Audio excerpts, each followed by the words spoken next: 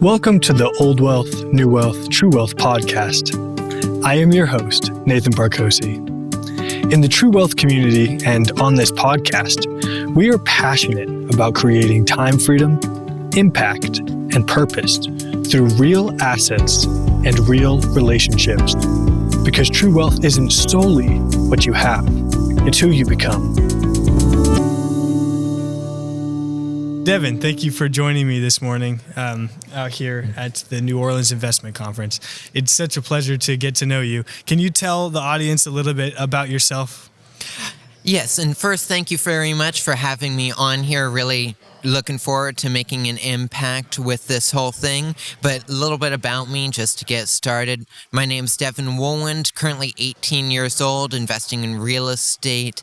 Really got started when I was 7 years old and decided I wanted to start buying real estate because, that's just what every 7-year-old wants to do. And yet my parents had been in it, and I'd got an interest in it, decided I wanted to have the life that they had, the results that they had, and so I just got started early on. A few years later, when I was 11 years old, published my first book about how I got started in real estate.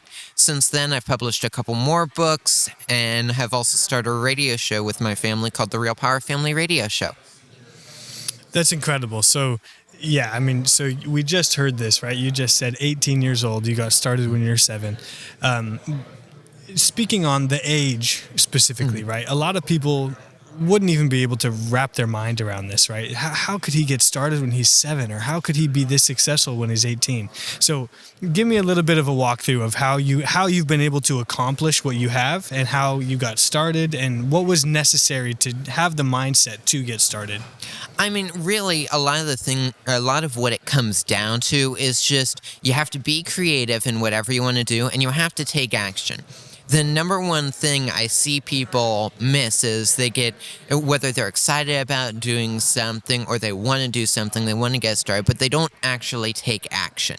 I mean, there's a lot of info out there about how to get started. You can read my family's books, you can listen to our programs and all of that, but whoever you learn from, there is plenty of good people out there. You have to use any of the info you learn. If you buy a book and never read it, you just stick it on your shelf, it becomes more shelf help than self-help. You have to implement everything. And this can really go for any business because, sure, I invest in real estate, but that's not necessarily for everyone. There's millions of businesses out there, many types of businesses, whether it's products or services or anything else. It can come down to just a few things that apply to everyone. How you do anything is how you do everything, as T. Harv Eker has said. Right, yeah. So something that you were discussing there is really taking action, right? So in my book, Old Wealth, New Wealth, True Wealth, that I'm co-authoring with Sharon Lecter, I talk about 5 gears of wealth is what I call them because I used to be a cyclist, right? Okay. And so this is the same sort of thing you were talking about. So that first gear of wealth would be you don't know what you don't know, right? So financial illiteracy, or you just don't know what you don't know. The second gear, right, or the second step would be having a mindset shift from scarcity to abundance, right? You need to be able to have that mindset shift from, a lifestyle that holds you back and keeps you chained to a lifestyle of abundance, right? Abundance in any regard. So there's the mindset shift. The third gear, right, or the third step would be financial literacy. So now this is where, Rich Dad, Poor Dad, right? A lot of these books that we study, all of the books that you've written, all of the podcasts that you can listen to, all of the free information out there, right? Yeah. You start gaining financial literacy. You start understanding how to take the next step, right? How to start doing the next action. So then that's where a lot of my involvement with financial literacy kind of stopped, right? I was gaining financial literacy and all this, but then the next step in these 5 gears of wealth, right, is to get a mentor, because that's where my businesses went from being a solopreneur to being a successful entrepreneur and businessman and capitalist, right? Is getting mentorship, because it's so much easier to learn from other people's mistakes than making them on your own, right? And I've made countless mistakes, of course, right? I think everyone does make mistakes. Don't be afraid to make mistakes. You're always going to make them. I don't care how much you learn, how much you plan for anything. You are going to make mistakes. I've made mistakes. Like you just said, you've made mistakes. My parents made mistakes. Everyone makes mistakes. The key is just to get back up and keep moving forward. Right.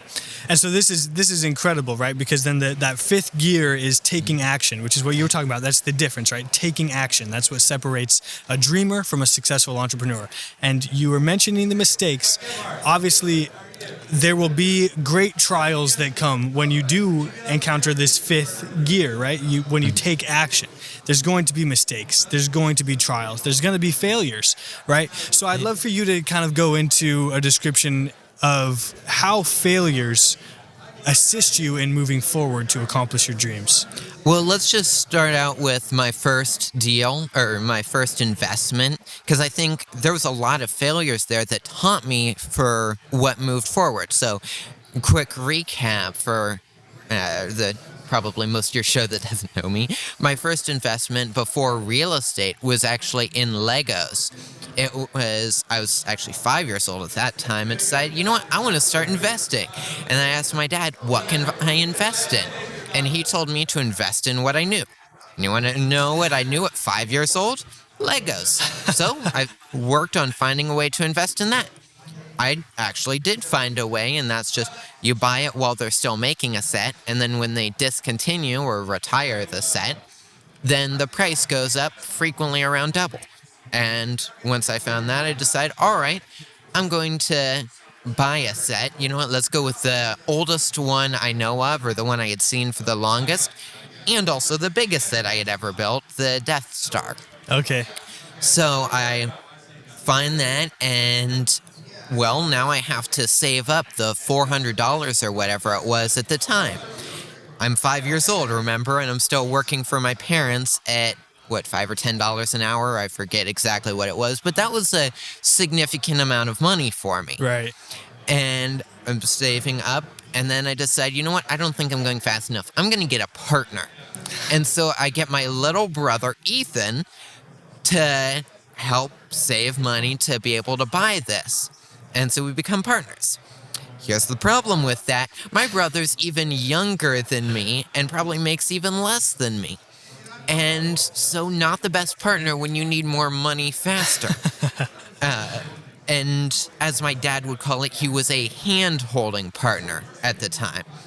And not to dismiss him, he was just, 3 years old or something? Yeah, a little bit young.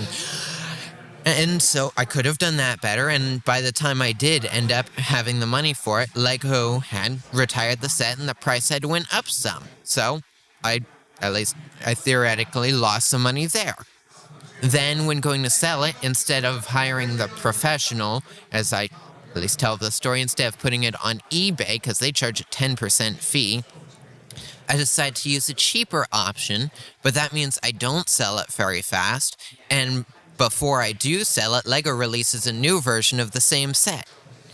And now it went back down, the value went back down to about what I had paid for it. And so I learned a lot of lessons between hire professionals. If you're going to have a partner, make sure that they do what you need them to do. And both of those, along with anything else I had learned from that, I have used later in life. Like any partners I get in business or anything, I'm always looking for, what do they actually bring to the table? And what do I bring to the table as well? It should always be a value for value trade. And then always hiring professionals. It is so much better to hire professionals. I forget who said it. I think it might have been Steven Van Cowenberg, said, if you think hiring professionals is expensive, try hiring an amateur. Right, yeah. So this is so fascinating to me. You got started when you were 5 years old in Legos with your brother who is 3 years old. what does that look like in regard to your mindset? There was obviously a big mindset that you were moving forward with, not wasting your time, right? Time is the most valuable asset, which means you need to utilize that, right? Yes, utilize all of the time that you have because we can never really get more time. And at that time, I never really thought about it, never occurred to me that I'm too young to do this.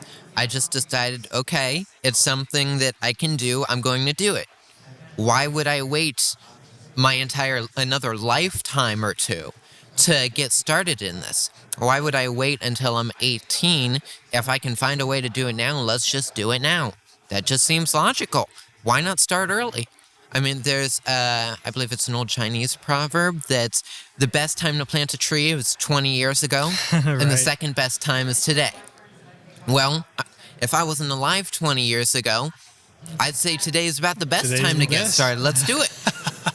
And I love that. That Yeah. really played into one of the big lessons, and I brought it up earlier on the show, is just be creative and take action, because that really has been the things that have gotten me to where I am. It's just I'm creative in the way I do things because, for the most part, I've had to be. When you're buying real estate at 7 years old, you can't go get a bank loan. Trust me, I tried. Right. Many banks. And so you have to be more creative by finding private lenders and a thing known as subject to, where you're taking over someone else's mortgage. And there's plenty of other things that I frequently talk or write about. And these are all different things that you have to learn more about, and then you can implement them, but you have to be creative about how you do things. If you do what everyone else does, you're going to be stuck in the same life that everyone else has. And then after that, after you're creative and you plan things out and all of the things that go into that, you have the right mindset. You still have to take action, because sure, if all it took was being creative, every 5-year-old could be a multimillionaire. Right, yeah. Well, and this is something that, I mean, I have encountered myself being 26. I mean, people have come up to me and told me, what do you know? You're 26. What do you know? And I think to myself, well, some people have lived the same year of their life 58 years in a row, you know? That is an interesting way to look at that, and I hadn't thought about that before. I mean, the way I look at it, we each have different life experiences, and they have a lot more life experiences. And while they may be much better at a lot of different things than me, like if it comes to raising kids, anyone that has actually raised kids are probably ahead of me because I'm 18 years old. All right. I'm not married. I don't have kids. None of that. So, no, I should not be the person you really ask about that unless you want something from the kid's point of view. My parents, however, I think they've done pretty well, all things considered. So maybe they're the ones you want to talk to, or perhaps listen to them read their books. They even wrote a book about raising my brother and I. Yeah. So I have a couple questions from that. First of all, for parents out there, and this is also speaking to me, right? I have a 2-year-old and a 2-month-old, and moving forward, my wife and I really have to figure out education, right? What we're going to do.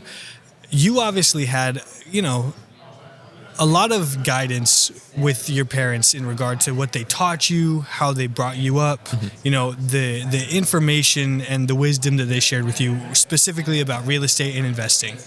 How would you recommend a family moves forward as almost a family business to not only build the understanding of the children, right? But to be able to implement that and take action. Because I know you said you didn't take a loan from your parents or borrow your parents' money. It was all private. No, they never gave me a penny to get started in business or investing or anything.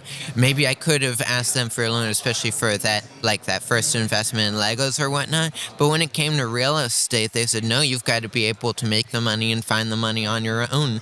Or at the very least, if they were going to put anything into it, they were going to, this wasn't just a free thing that they were going to give me. I had to earn anything I wanted to have. And for the parents out there, things that I think helped me growing up, number one, I was homeschooled my whole life, and my parents just decided they were going to homeschool my brother and I because the regular schools out there, the public schools, don't teach a lot of the things that you need to know in life, especially when it comes to business, to money, to investing, money versus currency, many other things. Regular schools just don't teach that. So they wanted to bring my brother and I in and teach us some of that. Another thing I think helped my brother and I is we never got an allowance. Like, parents just basically never just gave us money. And like on the very rare, and I say very rare occasion, it's like, here's $20, we're going to a conference, use that for food. And so, okay, I'm buying food because I may not be around them all the time. That kind of makes sense, but that's about the only time they ever did anything like that. If I wanted something, if I wanted, say, a new toy or whatnot, I had to go out and make the money to go buy that new toy. And that could be working for one of their companies. Now, I didn't get paid for chores or any of that either. I was just, you do that so you can live in this house and be warm at night. Right. Yeah. But if I did, say, above and beyond, if I was working in the business, any of that, I got paid for that. And I could use that to buy something fun, or I could invest that money, like, say, into the Legos, or into silver, or into real estate, or any number of other things. And then any money I got from that, then I could buy even more things with it. Or I could continually reinvest it, and, well, now I'm worth a decent amount, and I can use that to just in my life in the future. Now, perhaps I don't have to ever really work a job. I just continue growing the business and use that for my life. Right. And that's, I mean, you bring up a great point, is where your money is going, right? So instead of, when you're 7 years old, you weren't walking to 7-Eleven to get a slushie with your money, right? You're buying silver, right? And you're moving forward. And that is long-term thinking, right? So in regard to the long-term thinking, it appears to me as if from a young age, you've been planning long-term. Is that correct? Yes. I'm constantly planning long-term. What can I do to make my life better in 5 years, in 10, in 15 years? And that has helped me. Now it's 10 years later, or a little more, and my life is significantly better because of the things I did 10 years ago. And now I'm doing that same thing again. What can I do today that's going to make my life better in 5, 10, 15 years? And I plan on that. I implement that. And the further ahead you can plan and take actions for, the further you can delay gratification, the better results you can get with it. Right. Delayed gratification is a big part of that. Yeah. And if you're constantly going for that instant gratification from whatever you do, and you constantly want the lottery, the get rich quick scheme, that leads people to get stuck where they are, frequently get stuck in a poor mindset. Right. Rather than really looking ahead. It's not a get rich quick thing. That's not how this world typically works. And sure, some people get lucky. Some people do it well enough that they do get rich quick. But that is not the most common way to do it. And it's not the most consistent way to do it, in my experience at least. Right. So is that when you're planning long term, are you very systematic, very like there's systems in place, and you know that when ABC happens, DEF will occur? I mean, I have a lot of systems in the way I do things. Like when I'm buying a house, there's a system, there's a spreadsheet to how I evaluate it. And like, I don't want to buy it unless I can get this return or this arbitrage or anything else.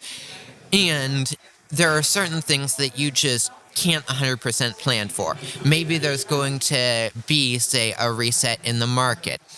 Maybe there's going to be a downturn, or maybe it's just going to keep going up, but no matter what happens, you don't know what day things are going to change. And there's always going to be change, so you have to plan for that as much as you can, and then you just live as well as you can to make the best decisions you can at the time. Right. And so a lot of stuff that we've been talking about is mindset. And I think I love that because that's the number one step, right? Mindset. I mean, my parents' book, and I even got put on our silver. We made silver rounds with American Gold Exchange and all that. But it's like you have to be who you need to be and then do what you need to do, and then you can have. So number one is being the right person. That's the mindset. That's the knowledge. You gain that. You build that over time. Then you start taking the right actions. And once you are the right person and you take the right actions, you can have whatever it is you want to have out of life. Right. And that's by regaining ownership of your time, right?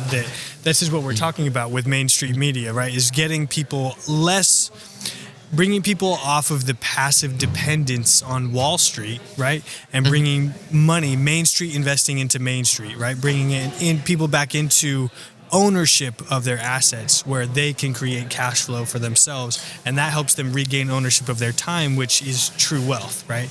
Right. The real time freedom is one of the biggest things for most people, and one of the biggest things that I'm frequently talking about. You have to be able to have that time freedom so you can have the real freedom in anything else you want in life. Right. So it's financial freedom, location freedom, and time freedom, probably above all. So you can have that time to spend with your family, that time to learn whatever it is you want to learn, that time to go out and invest more if you want to do that.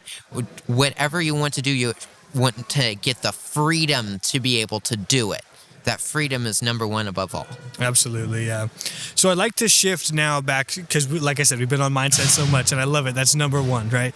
But to more actionable steps. So for our audience listening, you've mentioned, for real estate specifically, right? You've mentioned quite a few interesting terms that maybe a first-time investor wouldn't know. So we're talking about seller financing, subject to, we have private lending. So can you go into a little bit more detail about that? Well, first, before I get too deep into that, there is more to talk about real estate than I could possibly cover in one show or one podcast. So there is, learn more from multiple different sources. Don't just take from me. And to get into real estate itself, a lot of people's biggest questions is, how can I afford to buy a house? Because whether it's a $50 or $100 or $200,000 house, I don't know about you, but me at 7 years old, let alone how many other people out there, aren't going to have that sitting around. And how do you buy it then? Well, you have to get some sort of financing. A lot of people just go to a bank, and that's one way to do it. And that's not the only way to do it. Like some of the others that you were just mentioning is private lending, where you're just getting a loan from another person. Say you have, for example, a school teacher that's saved up for the past 50 years or 30 years or whatever it is. And so they have that money sitting in retirement, but maybe it's getting 0.1% return on their money in that bank account rather than the 5 or 10% that they were hoping to get. And so if you can give them what they want, that, say, 8% interest rate, and then they can loan you money and you can buy a house that makes significantly more than that, so you can pay them and you can get a return as well, then it's a win-win for everyone. Similar thing with seller financing, where just the person selling you the house also finances it. They no longer have the hassle of the building, but they still get that monthly return. It can have some tax, there's some tax reasons to do it, excuse me. I'm not an accountant. Go talk to an accountant if you want to learn more about that. And they get that passive income every month. They get that return on their investment instead of just taking the cash from it and putting it in a bank account. And that's not what everyone wants. Maybe they're selling the house because they want to do something with the money. But when you find out what people want and you can give that to them while still making a profit, that's really the key to get what you want out of life. And then really the last one I brought up, I think you mentioned a minute ago, was subject to. And that is basically, they have a mortgage on the house already, frequently from a bank. And so you'll just start paying on that loan, and in subject to specifically, like that's not even telling the bank, that's not officially assuming it. You just start paying on their loan and they transfer the deed to you. Sometimes there's more in that, but you can frequently get good deals there, because Well, let's just go with one of my deals where they had a loan on it that was about the same amount as the property was worth. And so between everything, that would have made it very hard for them to sell. But if I come along and say, hey, I will just take over your mortgage there, especially because I like the interest rate on it and I don't want to have to put down a large down payment, I'll just take that over. You transfer the deed to me. I just start paying on the mortgage. And of course, there's some more paperwork and everything there. Talk to lawyers, accountants, all the right professionals here. This is just a simplified version for the radio. And that can make people's lives a lot better there. And so that's just the financing. How do you finance it? And there's a lot more about that. One easy enough, simple enough place is that first book I wrote, If I Can Do It, So Can You, How I Started Buying Real Estate age 7. That covers a lot of the basics on real estate, some of the terms, some things to look for, financing. I have a whole chapter on financing. That's great, and some different examples of real deals that I have done that perhaps you can learn from or take inspiration from. That's amazing, right? Okay. And then in regard to the asset type of real estate, you have multifamily and single family. Yes, I have multifamily and single family. Real estate, I think, is just a great place to be for multiple reasons. You've got the cash flow, you've got the possible appreciation, at least in some areas, not as much in my area. You have the inflation, you have protection against inflation because the real estate will go up as prices go up. Along with the rents, you can finance real estate and really use leverage with it. And there's plenty of other benefits as well, but those are just some of the big ones. So real estate, you focused heavily on real estate, but I also know you mentioned silver. Do you have any other investment class? Yes, I also invest in gold and silver, so precious metals, which are much more, they're not as big of they're not as big of a portion of my portfolio. Those are the words I'm looking for. They are more of a just protection against inflation, and if, say, the world ends or whatnot, if the dollar crashes, which is possible, I'm probably going to want some gold and silver set aside. Plus, seeing the recent, how much they've shot up just in the past couple months as of recording this, that seems like a pretty good investment so far. I also invest a little bit into cryptocurrencies, mainly Bitcoin, but that may be a topic for a different show. Yeah. Well, and that's what, I mean, Peter Schiff here, right? He's been talking about that too, right? That the fluctuations in the gold really prove or seem to show that we have some downturns of the dollar, right? And so you're talking about the dollar, right? And how the dollar's losing value. The dollar, and they keep printing it, they being the U.S. government, Federal Reserve, they keep printing U.S. dollars, and so there's so many more of them out there, it makes all of them worth less. And that just makes everything else valued in dollars, it seems like it's worth more. In reality, it's worth the same amount, but it just takes more dollars to buy that thing.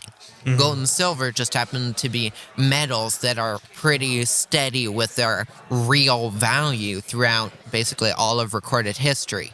I mean, you could go back to, what was it, ancient Rome, and you could buy essentially like Roman senators, like nice robes, sandals, all of that for about an ounce of gold. And today you can get a nice suit, shoes, belt, all of that for about an ounce of gold. Right. And so it holds its value throughout time. And bury an ounce of gold in the backyard, dig it up 1,000 years later, and have about the same value. Right. It's not technically perfect, but it's pretty close. Yeah. So then this is interesting now, considering the currency, right? The money. So these are all different.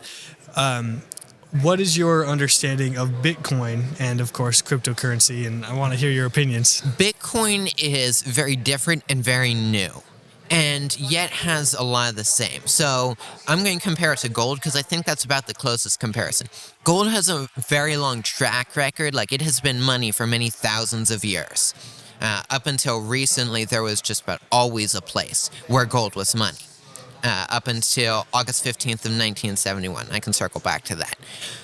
Bitcoin, on the other hand, that is a brand new thing. It started roughly in my lifetime. And it has a lot of things, like it has a finite amount. There can never be more than 21 million Bitcoin. And it's entirely decentralized. There's no real way a government can take it down. Multiple have tried, all have failed. Because there's a copy of the ledger, and in basically every country of the world, or almost everyone in the world, there's that. Getting into how it works is a little more complicated than I'd like to get into, especially because I'm not the leading expert or whatever on Bitcoin. But let's stick to, it has a lot of the same functions as gold. It's absolutely limited. You can't create more than it. More than the certain amount. In Bitcoin's case, 21 million. Gold, we're still slowly mining more of, and maybe someday we'll get into space and then mine asteroids or whatever. But I'd say that's quite a bit away. If that's the case, it'll be far out, more than 10 years. Or more than 10 or 15 years at least, and I'd say that's on the very short side. Right, yeah. Even with Elon, but... Well, and so this is, it's very interesting to me because, yes, Bitcoin, you cannot make more Bitcoin, right? And so it's an equivalent, it's a modern day equivalent to gold, right? At least in theory. And some people don't like it as much, especially because it, like I said, it doesn't have the track record. And just that piece of it means that it has slightly more risk to it. And at this point, I don't think that there's a real chance of it going down to zero. Now, it is more volatile than gold. Like, Bitcoin can drop 30-40%, and that has happened. And gold, there's a lot of talk about it, with it just dropping 10% even after this big rise. So, Bitcoin is a lot more volatile than gold, which means you can make a lot more money in it, and you can also lose more in it, depending on what all happens. And I also want to emphasize, Bitcoin is different from every other cryptocurrency out there. Right. It not only is it, I think, the first, but it also, most of the others don't have the same limit on what it can be. Most of the others don't have the same decentralized, because Bitcoin, no one really knows who created it. There is no central figure behind it. It is entirely decentralized. If you look at others, out there, there's some central point of failure. There's some company or a group of people or some person that really controls it or owns it or created it. And if, say, a government wanted to, they could go after that person, group, or company to get it shut down. And there's been times where places have done that, and that has especially hurt the people that put their money into it. And that's something that I frequently like to avoid. That doesn't mean never invest in the other ones, but it does mean certainly learn a lot about it. If you really want to learn more about gold, silver, and cryptocurrency, one great place to learn about it is just Mike Maloney's Hidden Secrets of Money. It's like a 10-part series. It's on YouTube, free to watch. It's incredible. A lot of good information there. I think number 7 is about cryptocurrency. But there is a lot of good info there for any of our listeners that want to learn more about it. Right, yeah.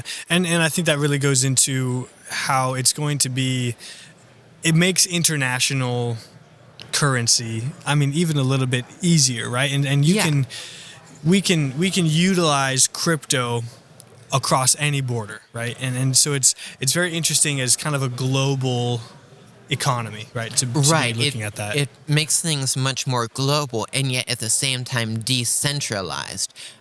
Gold, stepping back to gold for a second, then I'll come back to Bitcoin. Gold, for so many years, was the main thing. Countries traded to one another.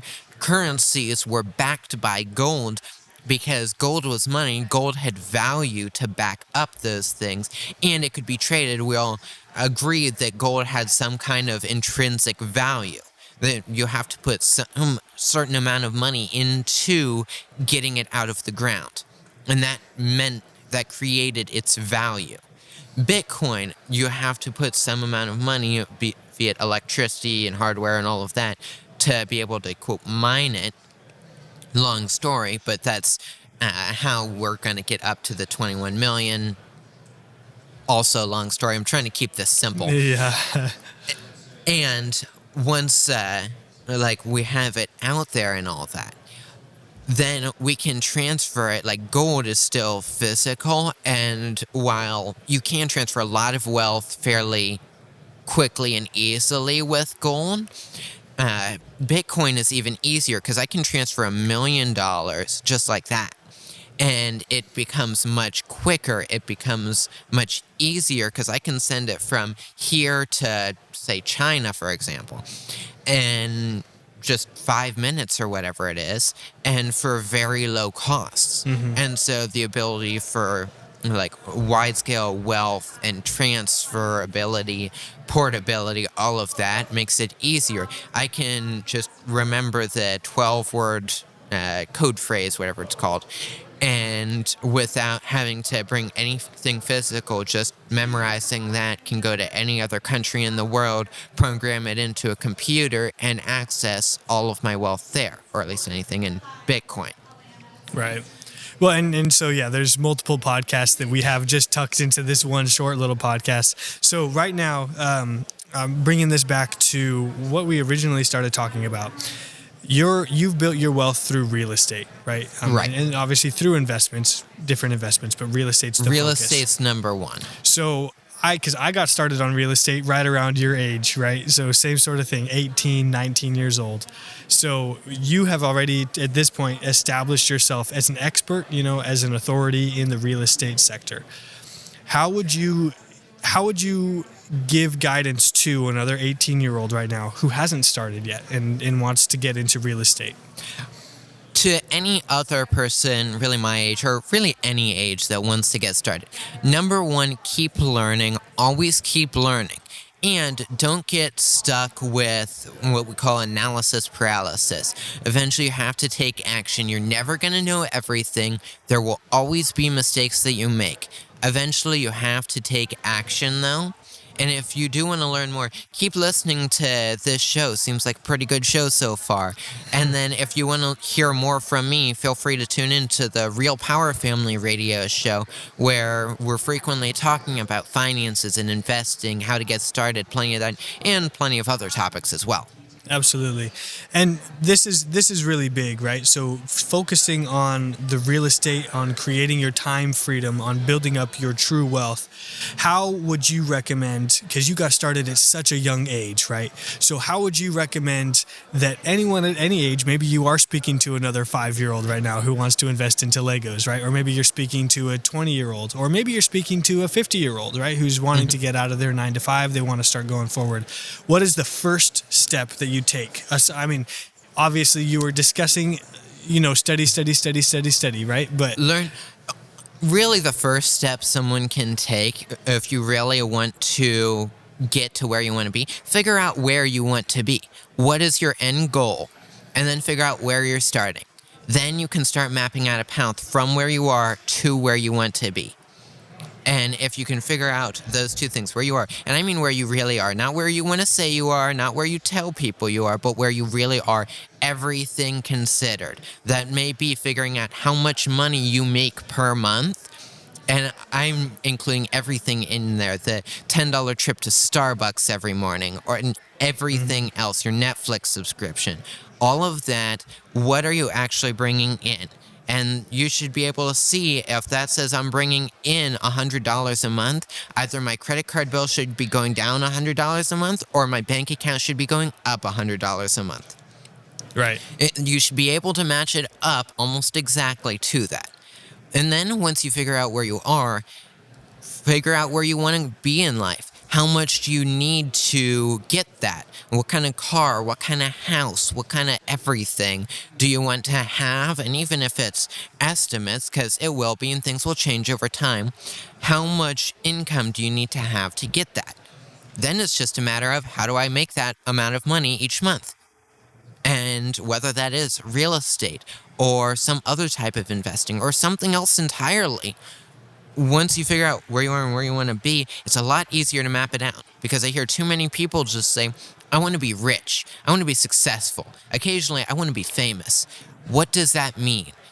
Does that mean $100 a month passive income, or does that mean $1 million a month passive income? Because they're two very different things with two very different routes to get there. Mm-hmm. So having a chief and definite aim is what you need to do to be able to accomplish. You have to have some sort of a goal, an aim, because if you're just wandering aimlessly, how are you going to get anywhere specific? If you don't know where you're going, any road will get you there. Mm-hmm. Absolutely. That's perfect. Well, I don't want to keep you held back during this conference. So thank you for sharing this time with us.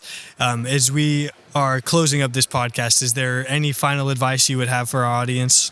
Just take what you've learned, use it, be creative, and take action to go make your world a better place. Perfect. Well, this is Nathan with Main Street Media Network, author of Old Wealth, New Wealth, True Wealth with Sharon Lecter, and grateful to be here with Deven today. Thank you so much for taking the time. Thank you very much. Thank you for listening to the Old Wealth, New Wealth, True Wealth podcast. This is Nathan Barkocy, and please remember that tomorrow is never promised. So I encourage you to go make the most of today.